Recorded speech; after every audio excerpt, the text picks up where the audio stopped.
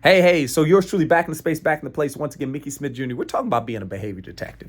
And I've been sharing a lot of concepts that are based on what I call the flight assessment. I've been privy to this wonderful tool that stems from the DISC assessment, which we'll have to unpack another day. But really, I want to break it down to you this way. If you're a teacher and you're watching this and you haven't watched the first two videos, I want you to go back and watch the first video with the pilot, the second with the flight attendant. Why? Because the journey called the school year, I call it Flight 180, 180 days, right? And we're in the air, and sometimes there's some turbulence, but I need you to keep on going. Somebody said, Mickey, I don't know how to keep on going. These kids, I'm very frustrated. I don't know how to reach them. They're all so different. Well, I want to challenge you to think they're not as different as you think. And I want you, instead of focusing on the 180 kids you teach or the 800 kids you teach or however many, the 5 kids you teach, I want you to focus on the 4 roles each student's behaviors and tendencies place them in on this thing called the flight. We talked about the pilot. I'm not going to unpack that again. You got to go check out the video. Okay. I talked about the flight attendant, but now I want to talk about the grounds crew. And I'm saying it from this standpoint. Behaviors were not meant to be stopped. They were meant to be recognized, and then they were meant to be directed in place. I need you to be a behavior management specialist. I need you to be a behavior detective. Now, look, I'm telling you this for this reason. We talked about the pilots. We talked about how they can be a little bit more dominant, maybe a little headstrong, but how that really isn't a negative, but it's actually a superpower in disguise if you know how to work it. We talked about the flight attendant and how they can be, a little chatty, a little all over the place, but honestly, they have the trappings of inspiration. They can be inspiring if we know how to work it. And when we think about the pilot that takes us from point A to point Z, and how their role is not really to be interactive, but is to be a problem solver and maybe not a people person. When we think about the flight attendant on that plane, their role is all about the people, right? And their role is not to be decisive in the sense of checking the gauges and flying the plane, doing all that kind of stuff. No. Their role is to be a connector. Their role is to be an influencer and to inspire the type of culture we want on that plane and to put people at ease. That's their role, to be collaborative, communicative, to be community oriented. That's their role. And trying to make them anything other than what they are is really a disservice to the individual. And at the end of the day, it's about seeing the need of the person, but first seeing the person. So who are this next group of people that we're talking about that make up your classroom? I call them the grounds crew. The grounds crew. And when we think about the grounds crew in a flight, the grounds crew people, that's the parts that nobody sees, the parts that nobody knows, the work that doesn't always show, but it's necessary.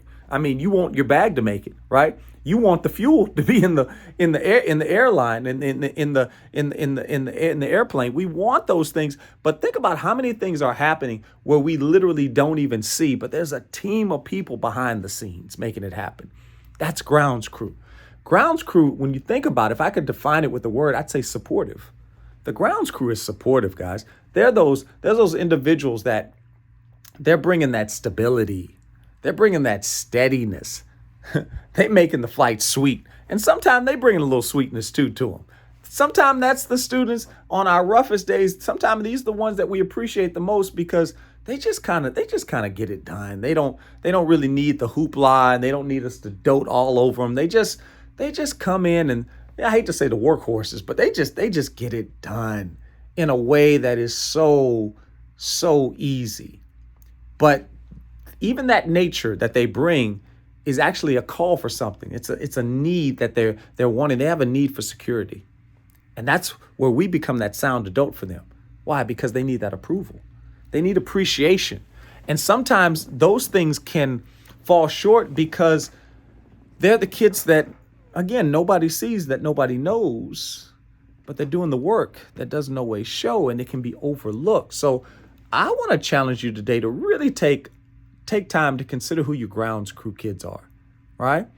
Because sometimes they can be overlooked and undervalued. I'm going to be honest with you, okay?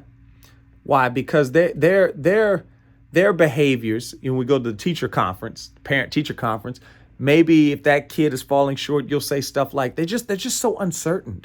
They're so uncertain in their actions. They seem to avoid everything.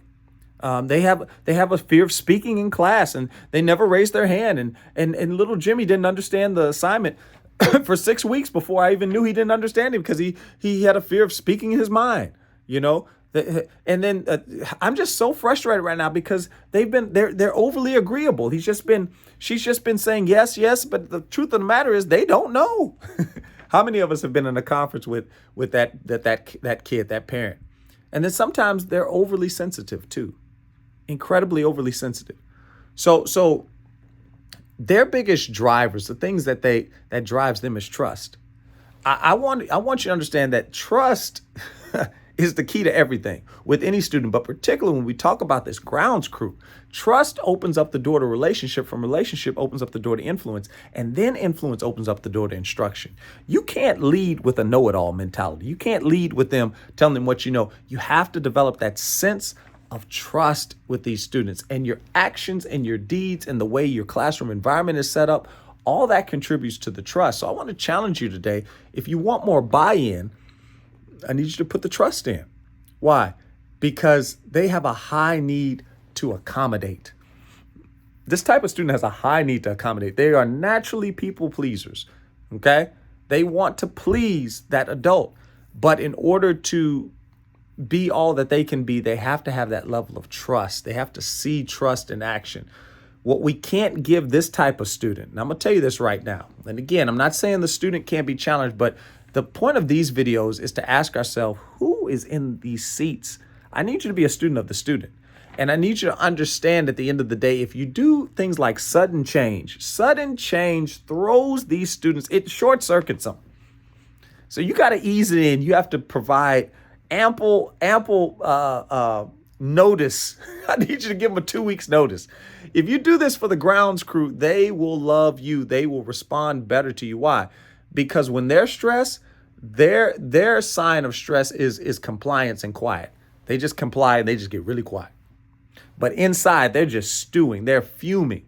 And what'll happen is sometime with these students, they'll show their displeasure later in the most inopportune times, in the most strange ways. And you're like, man, where's this coming from?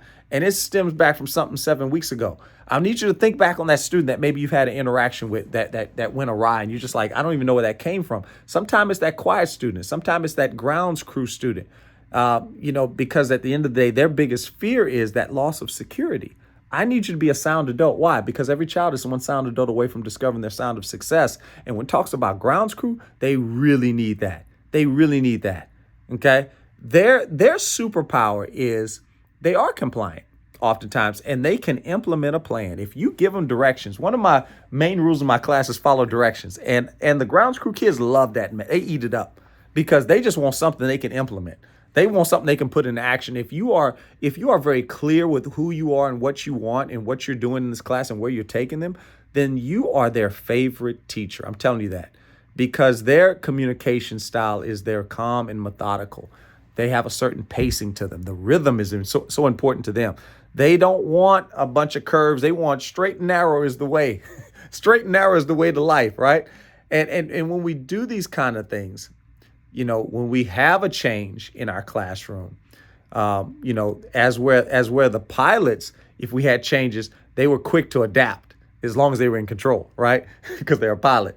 And when it came to the flight attendant, when we talk about change, they were happy if they had choices, right? They just want choices. We can drive off the cliff, but as long as you got a choice, I'm good. These grounds crew students, they prefer to slow things down. We can change, but just as long as we don't change too fast.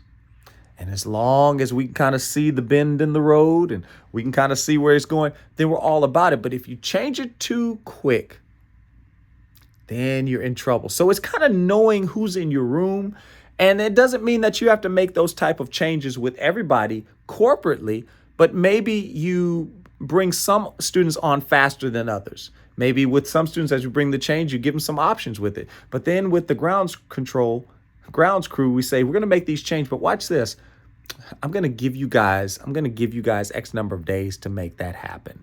Okay, with the other students, I'm telling them we're going to come along quick. But hey, let's meet after school. Let's work on this and let's get you caught up. We'll have a little orientation with you guys. See how we did that? It wasn't that my plan wasn't good, but I want to make sure that my plan is facilitated in such a way to where it allows everybody to be who they are as we go to where we're going to be. Why am I telling you this? Because if we do things against what their nature is, that pilot's going to fight.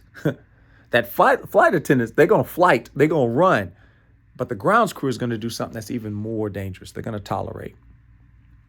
And it sounds like tolerate is good. Might be good for the teacher, but for the student, it puts them in an incredible level of stress.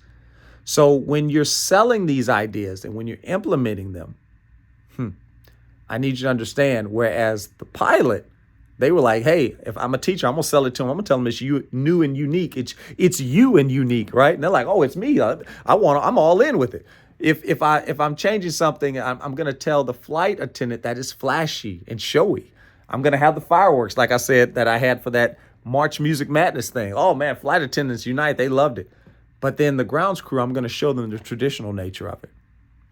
So even as I did that Music March Madness, where I literally revamped some old concepts and reviewed them, I put it in the form of a tournament, something that's very traditional. March Madness is a very traditional concept that everybody understands. So I brought the traditional nature of it to those students so that they can embrace it. But I kept the flash for everybody else. I kept the uniqueness for everyone else. Why am I telling you this? Because these students can be an incredible asset to your classroom if they know that they have value. And I would tell you this, when talking to these students and you're trying to build them up and empower them, let them know the power they have. They are the best listeners. And give space in your classroom for listeners to be celebrated. Sometimes we give space for doers and talkers to be celebrated, but find opportunities for the listeners to win. A listener is so important. In my music classroom, I love listeners. And I show everybody how they have an incredible value. Why? Because everybody wants to know that they're loved, valued, and wanted. Even flight attendants, even pilots, even grounds crew. The thing that they bring when we talk about the grounds crew is that stability. Let's not overstate that. The stability.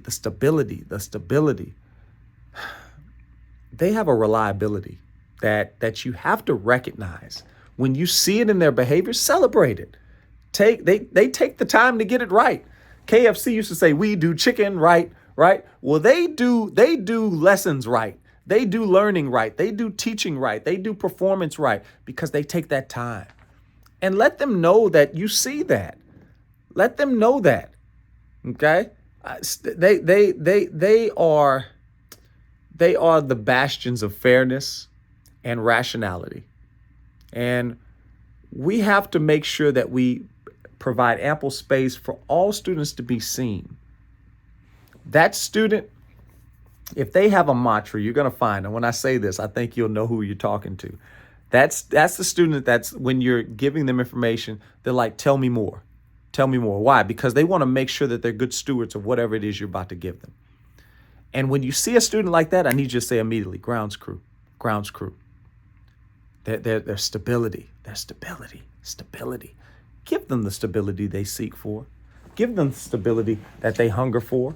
I'm telling you, because when you have that supportive grounds crew student, that's stable, that's steady, that's sweet, you want to give them everything that they need, which is that security, that approval, and that appreciation.